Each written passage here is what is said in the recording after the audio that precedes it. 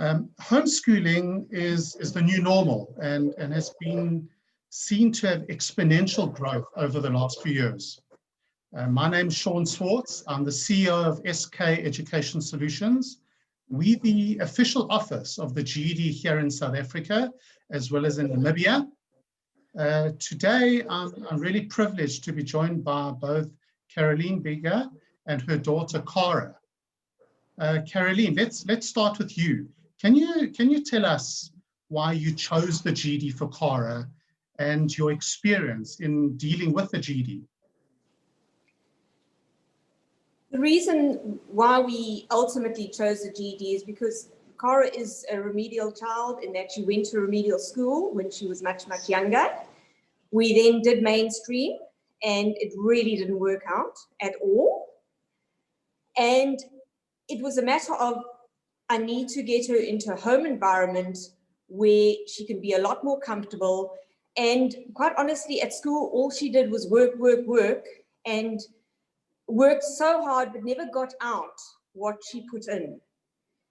So we went the homeschooling route, and it came to the time where it was, well, ultimately, where are we going to go with this? We would like to get a matric or equivalent, and the GED was the best option for her. And having 4 subjects which home in on actually at the end of the day what one needs for an education. So that's why it was a brilliant option for us. It covered the subjects that one would generally have at school anyway, and the support has been phenomenal. At this point, I really would like to mention the people that I'm talking about, that being Lindsay Calder, who her help, her guidance, anything and everything we needed support with, she was always at the end of the line. The other person being Angela, and excuse me, Angela, my apologies, but I'm not even going to try to pronounce your surname. But phenomenal. There again, the tips we got, the help we got with regards to how to address a subject, how to address the questions, how to address the comprehension, look at it from another angle. And those little pointers all added up to giving Cara all the information that she needed. Yes, she did have a one-on-one tutor because that's also what she needed. But this is the beauty of it, is you go according to your needs. If you wanted to do it online, you can, the option is there to do it online with an online tutor, joining one of the groups that offer the essential education. Then you might have somebody who says, okay, well, I can do this on my own, but I do need an online lesson with someone.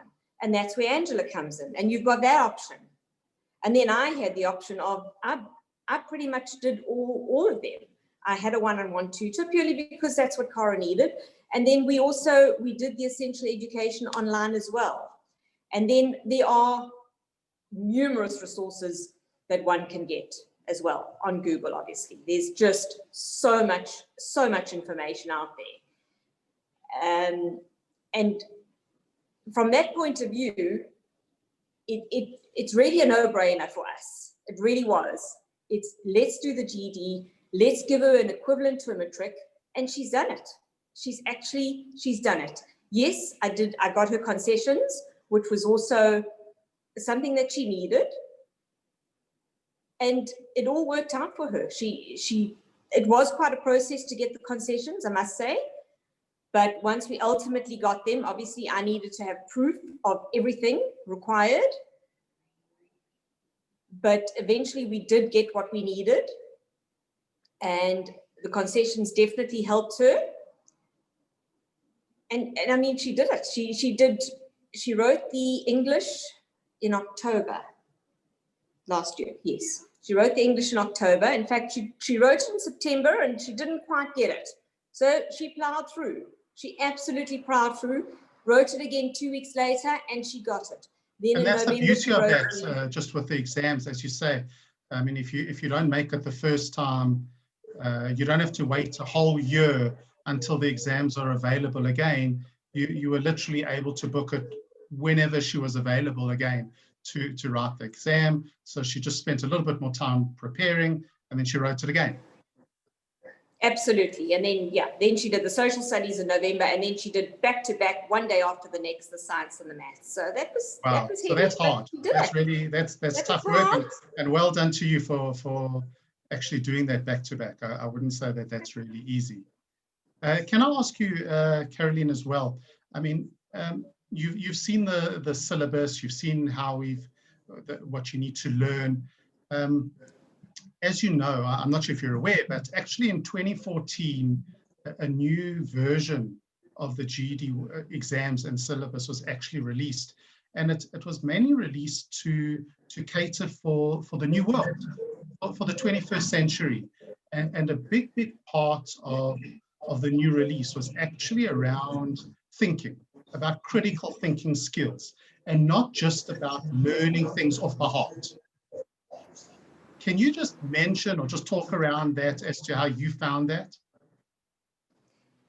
Well, during lockdown, I sat with Cara. Every morning we sat and we did some everything is comprehensive on the GED. Most of it is. And at this point, I really must mention that that's one of Cara's struggles, is she's a slow reader, and comprehension it's a huge battle for her. So that's why I just want to let you know that yes, it's challenging, but it's achievable. So achievable. So going back to when we sat with lockdown, we would discuss it. We would read a paragraph, and there'd be the question, and then we'd discuss it. And I would say, no, I think it's this one, Cara. And she said, no, I think it's this one. But anyway, and the amount of times that she was right was quite incredible, because she had done it beforehand, and she's clearly brighter than what I am. And she actually could see the answer. And I come back to a tip that Angela gave me, which was, okay, you've got 4 possible answers. 2 are going to be wrong, more than likely completely wrong, okay? And there are going to be 2 that are right, but 1 is more right than the other. And that was something that Cara and I never forgot, is I kept on reminding her of it, and she kept on reminding herself of that, is, okay, I've got to now think here. And that's exactly what you're talking about, the skills thinking, the skills-based thinking comes in, is, okay, there's 1 that's more right now, which is it? And you've really got to think about it.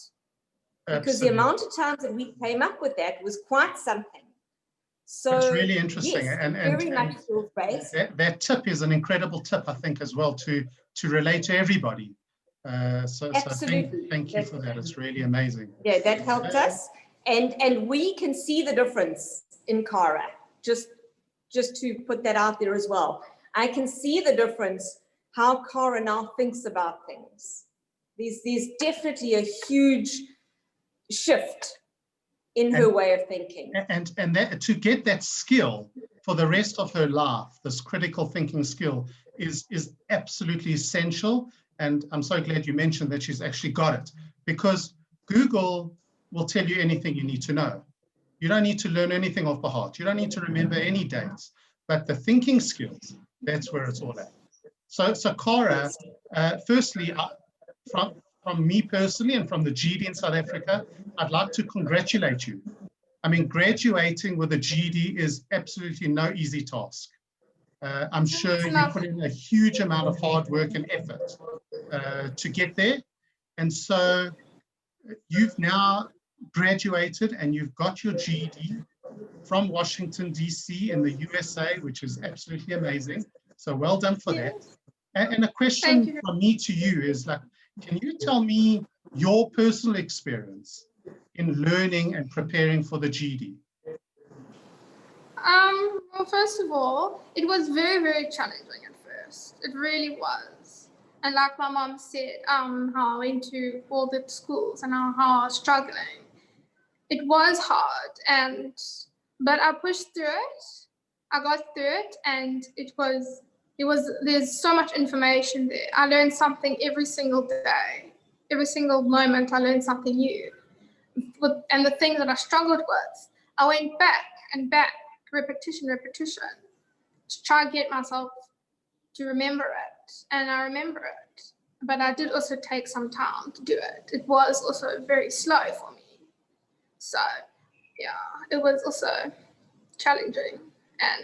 And how about the stress levels and managing the stress levels? Because one of the beauties of the GED is that you don't have to study everything at the same time. Can you just talk us around that?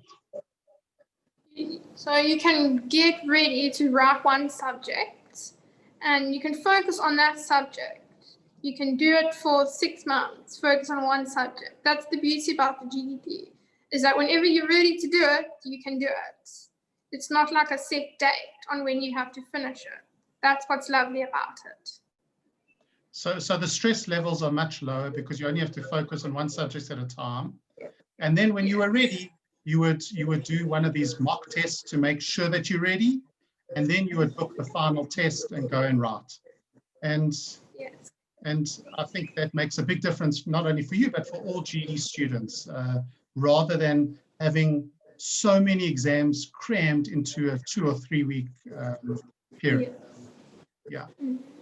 Well, If I could just say at this point that the stress levels were nowhere near from when we were at school. Yeah. At school, the stress levels were through the roof. I'm glad to hear that the GED helped you, and I have no doubt that with the GED you're going to be able to go places. You've received the skills, especially the critical thinking skills, to go places. And from GED South Africa, I just want to wish you good luck with your future. I have no doubt you'll be great and you'll do good things. And thank you very much, both of you, for your time in sharing the experience that you've got with others. Thank you, You're Shaun. welcome.